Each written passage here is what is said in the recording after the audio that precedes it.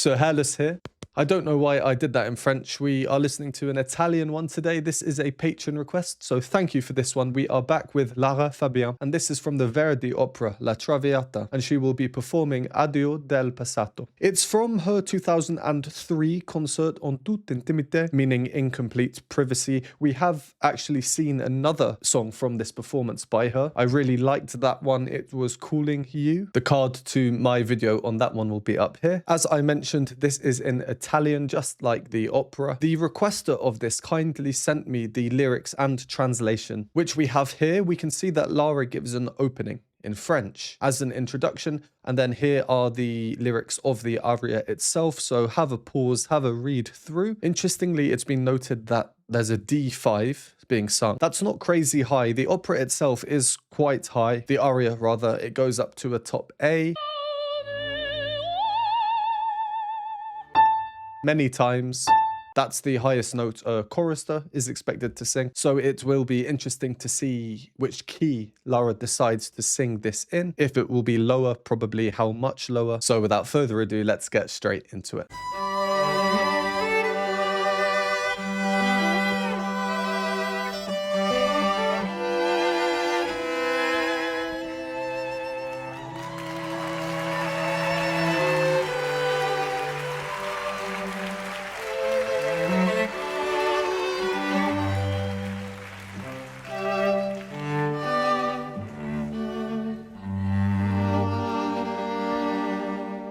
Traviata, chambre de Violetta, acte 3, première scène.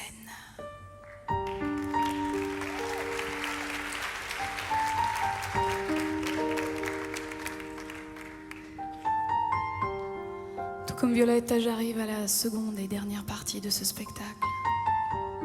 Je doute que tu puisses arriver à temps, mon amour. J'ai besoin de purifier mon âme et de laisser tomber les arias et de chanter pour toi.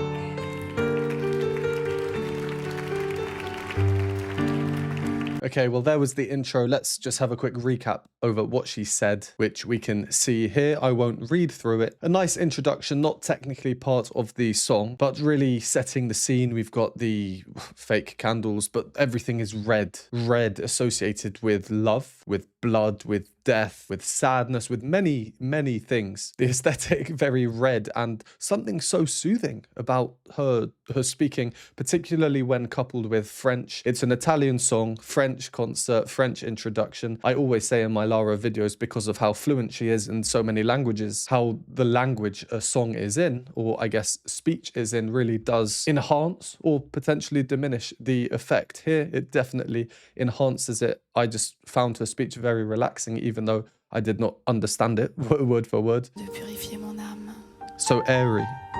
et de laisser tomber les arias et de chanter pour toi.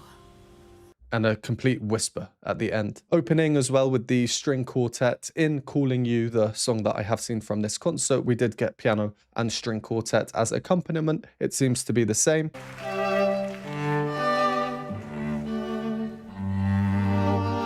Nice reverse tierce de Picardy. Tierce de Picardy is when you finish a minor piece of music in the major. Here, they've done the opposite, finishing a major piece in the minor. Sad. Foreshadowing what's to come in this aria. Okay, let's carry on with the aria itself.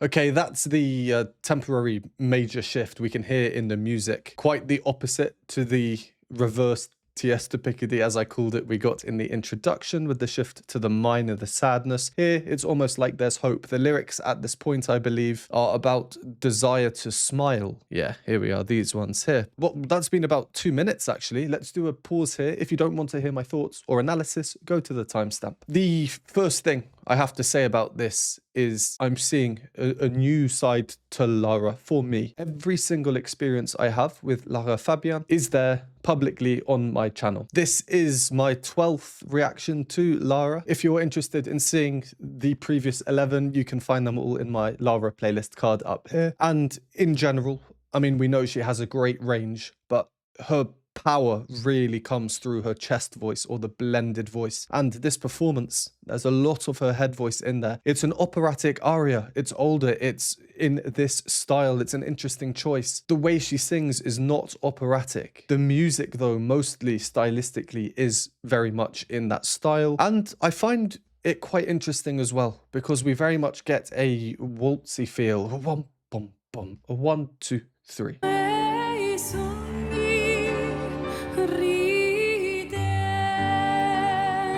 You can really hear that in the repeated piano. Jum, bum, bum. Jum, bum, bum. Much more so in this arrangement here than in the opera. Ultimately, this song is sung by the character in the opera, Violetta, when she knows she's going to die, succumb to her illness. To take one phrase for comparison.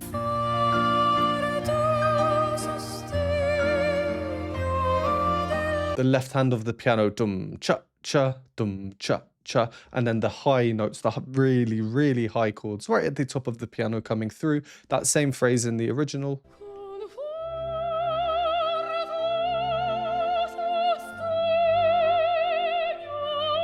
Obvious differences, a little bit slower, more operatic is the word I think I'm allowed to use here. And the question I had in the introduction about keys, Lara is singing just a little bit lower. I'm surprised actually that she's not doing it significantly lower, but that surprise comes from the fact that I'm not used to her singing up in this register. I really like it. I really like her voice, and I'm kind of battling with my own thoughts, because to think completely neutrally about it without any bias, if I heard this,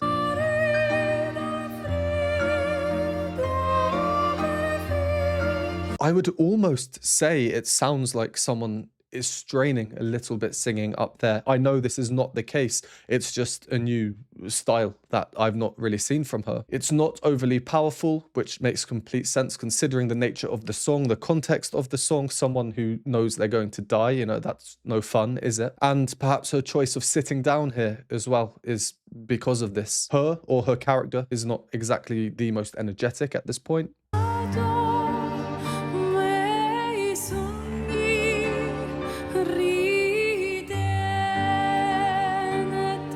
And it's not operatic in style, not that we expected that from Lara. I like when she's choosing to sing with straight tone versus vibrato, a lot more straight tone than I might have expected, actually, considering it's an aria from an opera. Operatic sopranos are the archetype of opera in terms of how much vibrato they use.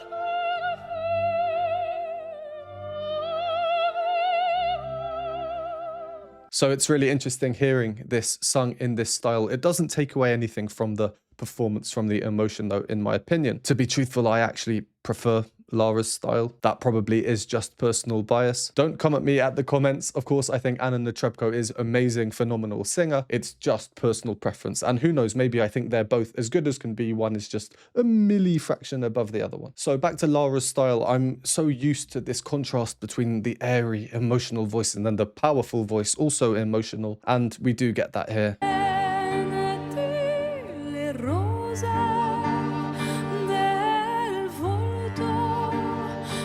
You can really hear the air coming out just towards the end of the phrases subtly. There's one phrase though.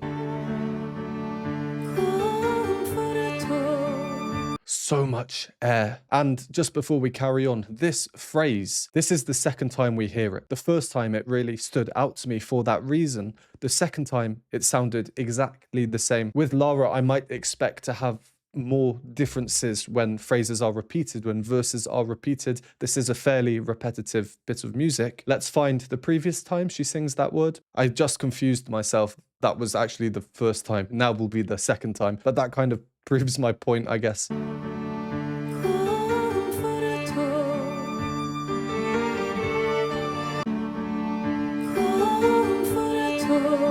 Using this example here has made me realize, and I've just gone back to confirm by watching the video, and the first verse in this video is the same. It's just been played twice, one after each other, which is quite funny, to be honest. And in this video, several times I do mention how we don't get differences on musical repetitions. Well, this is one reason why, at least for the first half. And this decision not to make crazy changes between the repetitions, we can see it throughout the music so far and everything she's singing. Yeah, really interesting hearing this aria sung like this. Let's see if by the end I still prefer it to the traditional opera.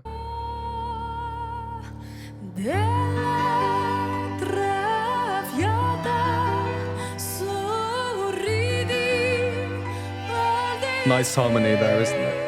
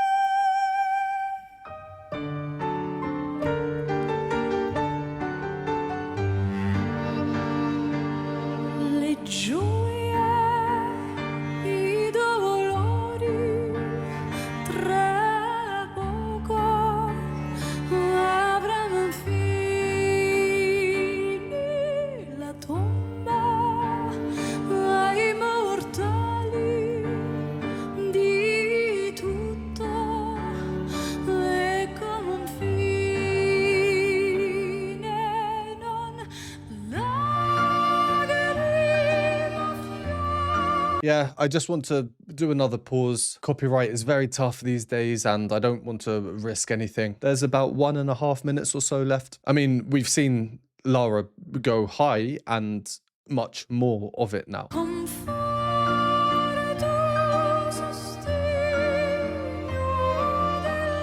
The lulling, zoom in and out. Oh, it's really, really nice. From where we carried on this major shift, lovely harmonic progression.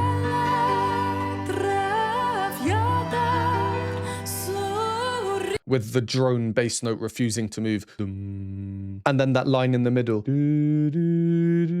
Chromatically moving up. Tension building, building.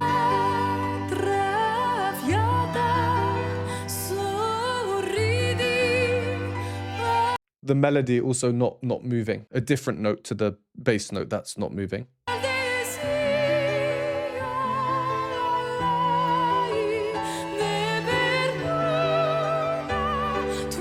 That was interesting there. I was about to say the power now is coming through in her chest voice that we're so familiar with, and then suddenly back into the head voice, a very obvious change, and the power removed.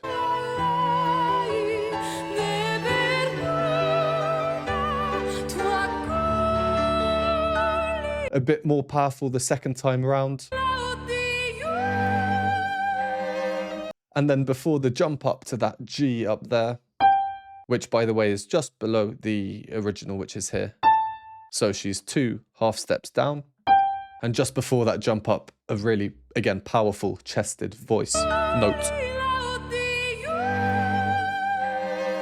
The music, I mentioned before, it is quite repetitive in this aria. It is. It's not a bad thing. If anything, it's a good thing because it's emotional. And having something that is repetitive, keeping us gripped and engaged is not an easy thing to do. A lot of the backing instrumentation, though, the accompaniment isn't changing. It's not giving us new ideas and new things to listen to, nor is Lara changing her melody much. So how are we kept engaged? It's the subtlety of the nuances that she does with her voice. Let's just listen to this 10 seconds or so. It's a fairly repetitive section. I'm not going to say anything or talk about it afterwards. I just want you to really listen to her voice and think about what she's doing, what she's changing. Is it chest voice or head voice or a blend? Is it airy or full? Is there vibrato or straight tone? Is she crescendoing or diminuendoing?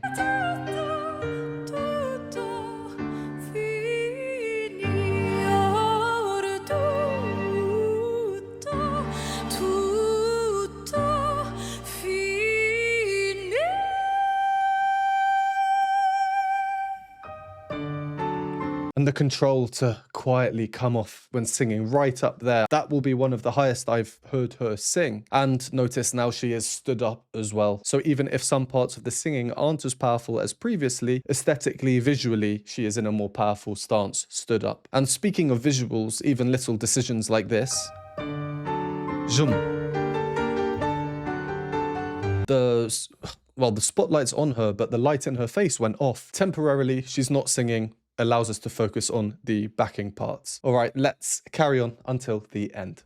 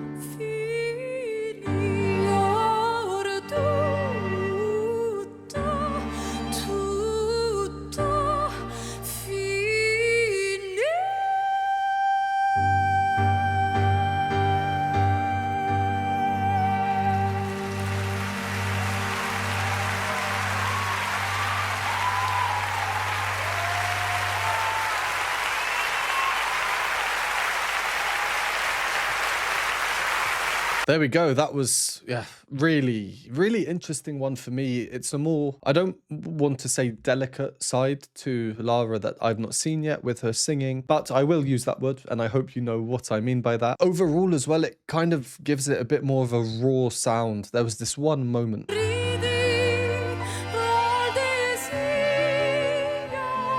That top note there, and I really do feel bad saying this and I want to stress, please hear me out, let me finish what I'm about to say. The top note there, she was a bit flat. Straight up, with live performances, even the best singers in the world, there are so many cases where the tuning is not perfect. Personally, I love that about live performances. I think it gives it authenticity. With Lara, if you hear one note out of a whole concert, which is hours long, I am really shocked. And that's why I'm actually even mentioning this. It's a huge, huge compliment. One of the biggest compliments I can give. So to save you commenting, oh, so Hairless, who cares if she sings one note flat? I agree. Like literally, I just agree with you. It just shows the consistency. But why I'm even mentioning this is in general, I just find she is so emotionally involved with and engaged in the music. This aria, and I'm going to use the analogy pulling at the heartstrings. It's almost like the sound wants to be dragged down a little bit. The phrase just before. It's just how it feels. If we're getting extremely pedantic about the music and micro tuning, there's no point in doing that. And I really like this arrangement of the all-female string quartet. They just look really edgy. I mean, this is 2003. She kind of reminds me of The Matrix.